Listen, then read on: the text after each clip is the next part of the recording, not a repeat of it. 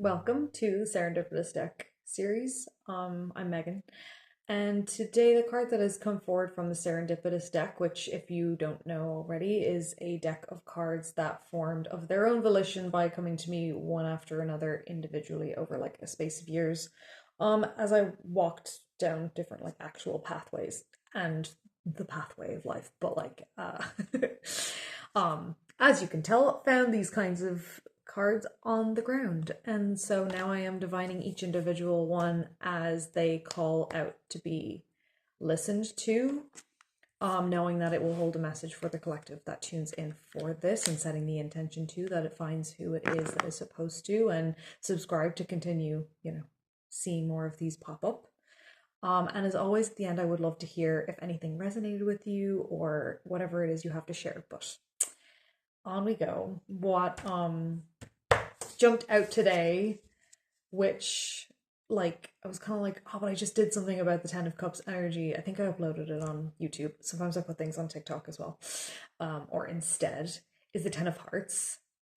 But then its message, a part of its message kind of like jumped at me before I even picked up the card. And so I do have a second one that also popped up today, which always made me laugh that it was a part of the deck, but it is. I got an A for ants at one point as well. Is a Colonel Mustard, or just guessed mustard. I don't know why. And from Cluedo. So for anyone tuning in from the States, it is Cluedo here, is the evidence. A rumor card. Anyway, we'll see if that is something I have time for as far as memory on my phone or what's going on. But as my new way of doing this is to pause so I can just spend as much time listening to the card as possible without then having to like edit and speed me up. So I will sit with it, but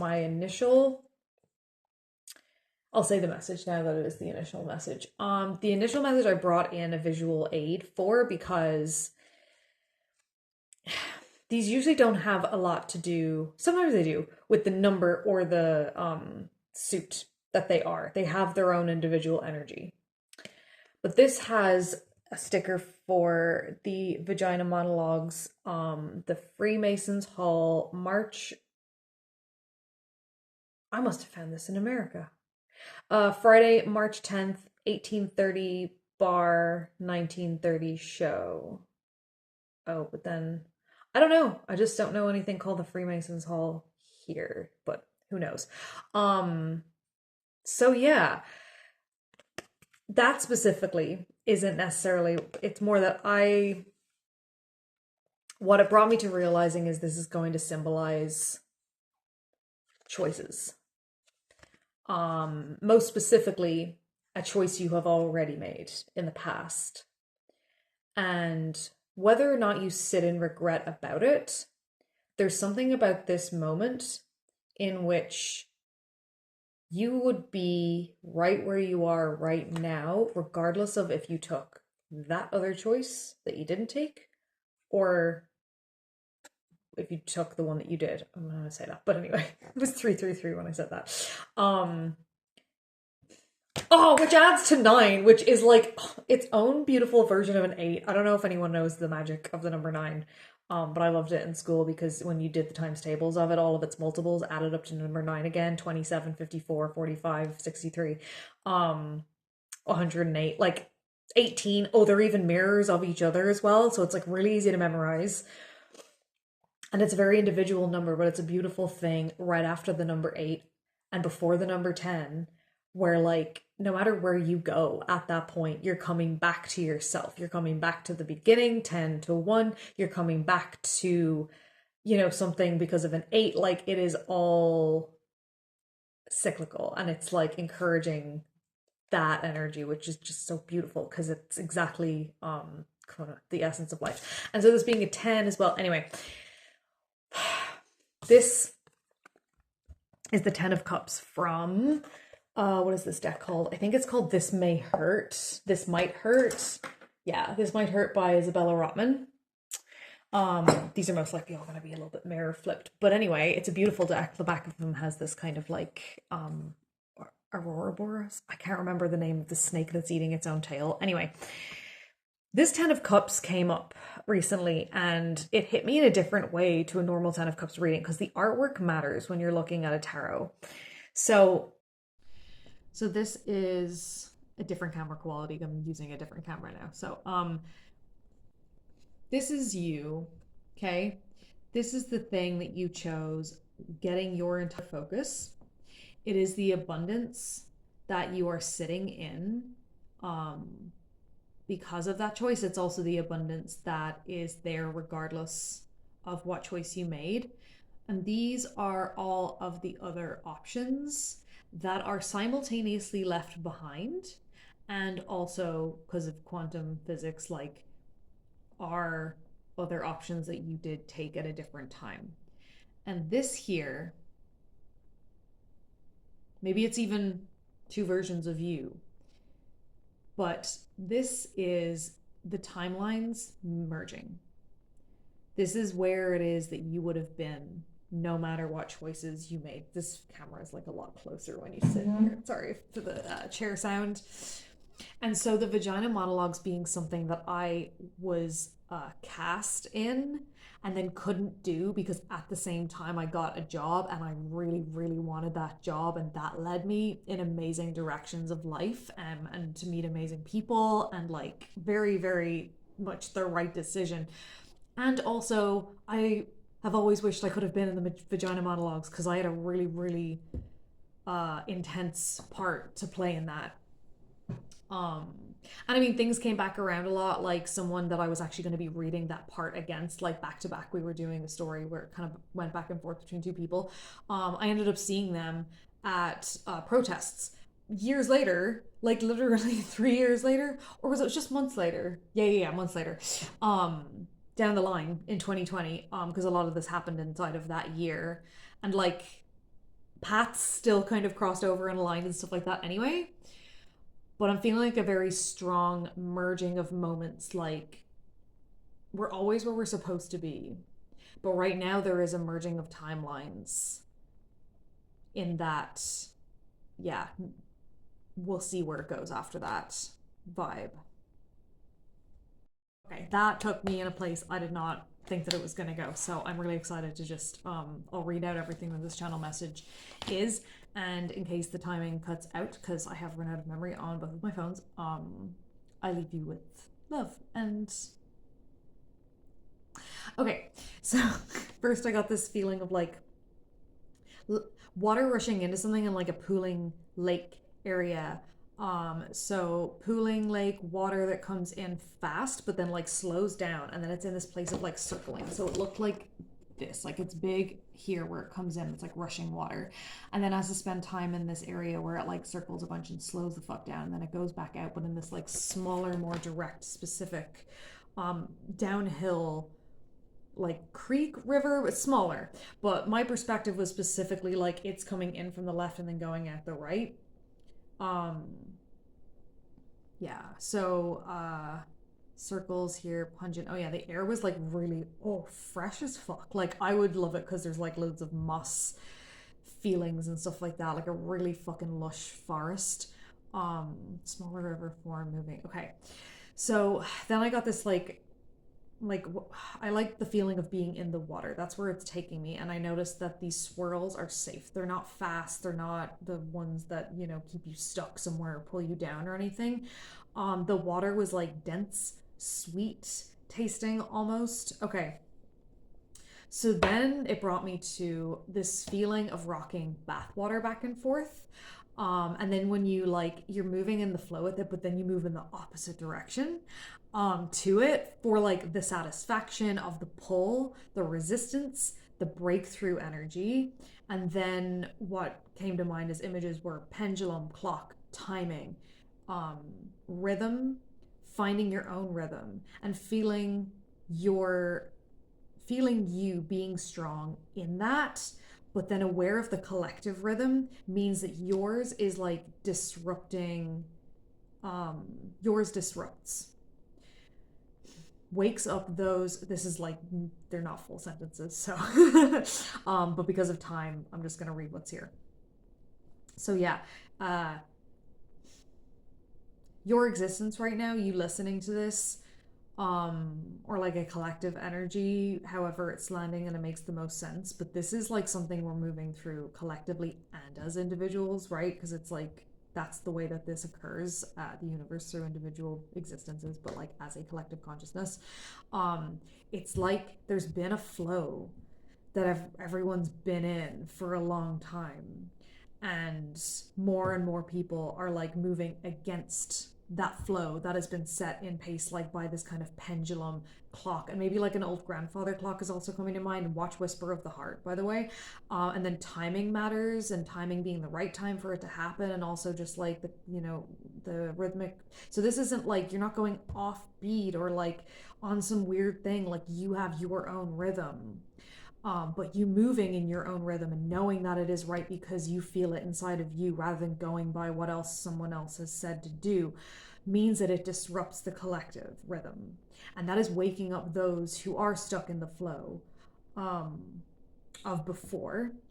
And then I got this feeling of like the satisfaction of when you like jump into an oncoming wave, like in the sea, you know, like right at the edge. This is not to activate any water fears for people, but there is the impact moment where your present place is like supported momentarily, lifted higher even, you know, and it's coming in and you go like that as a kid. And then there's this like ultimate freedom and trust fall into what you know will catch you because water is safe to fall into. But instead of it being the sea and water, it's angels, it's spirit, it is the universe, it is divine, it is God catching you because you are being brave enough to disrupt the flow. And you see and you become what it is that changes the tides. And in doing this, you realize that that doesn't happen without pull and push and resistance.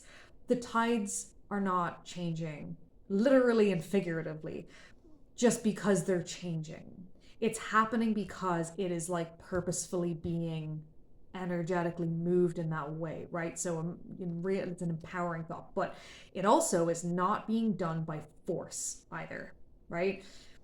It is by creating and paving a new flow, and it creates a portal by you moving in your own rhythm, creates creating and paving a new flow, and it creates a portal, a magnetic pull where others can and will and are following, realizing one's magnetic power.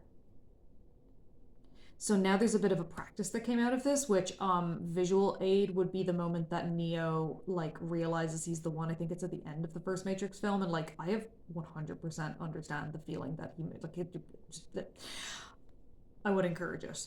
So begin with breath. If you feel, you know, like this isn't something you're understanding, the practice would be something to like bring it down to something simple to begin with breath. As you expand in your breath in, notice that so does the energy around you. Now close your eyes to see the grid cloaked in solidity and carbon. Bars, that just came through because thank you, 10 of hearts. Close your eyes to see the grid that is cloaked in solidity and carbon. See it, feel it responding to you. Feel it brushing your skin as you move. Brushing your skin as its form known as air feels you move through it. You can feel what it is that we are living amongst, and we've named it air, and it has a chemical makeup, but it is something that you can feel as you move through it, like you're not separate from anything at any time. When you breathe in and you expand, imagine the things around you expanding with you. When you breathe out, imagine them shrinking again. Look up the end of that film if you didn't need the visual aid, but like our eyes are deceiving us to the effect that we actually have on this world. Okay, it goes on. Now, it is living the grid, and you are a part of it. Know your power and know your authentic self, and continue to greet who that is as the layers come away one by one through your growth.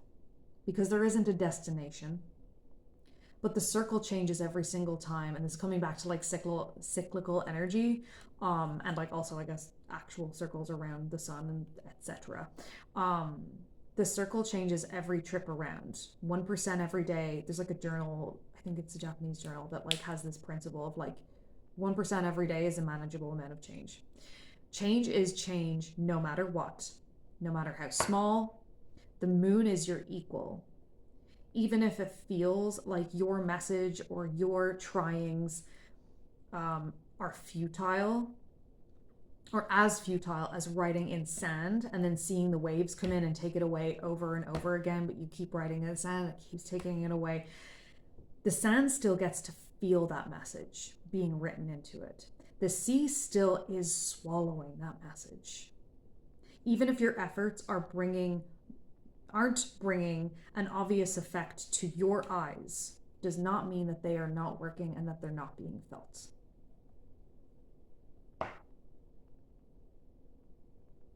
Is there anything else? Nope, that can be it. Thank you very much, Spirit. Okay. Okay. So that's this beautiful Vagina Monologues sticker on the back 10 of Hearts card for today. So that's a practice. What I am actually writing right now is a script for a specific tree meditation, which I feel like is also going to help with like this trippy to some, normal to others feeling of the infinite. Also another, it didn't fit in, but there's two quotes that came up during this, which is like, you know, when the doors of perception are open, you will see the world or the universe or the world as it truly is infinite, which is from what, an Aldous Huxley book or a James? Someone else wrote a poem and then Jim Morrison loved the poem. And then I feel like it got written into the doors of perception. William Blake, it's a William Blake quote. And then, I'm pretty sure. And then the other one is We Will Live Forever in the Infinite Universe by beautiful chorus. I believe only in love. Everything on earth lacks meaning. Even if this world crumbled to the ground. Even if the sea dried up, I'm not getting the notes right. Even if the sea dried up and the mountains fell down or pulled down, we will live forever in the infinite universe. Forever in the infinite universe. We're not going anywhere, but also there's no rush. Thank you for being here today. Yeah, this is going to be a bit of a changeover with the camera angles, but whatever. I got the message out that needed to be out, and it's something that I have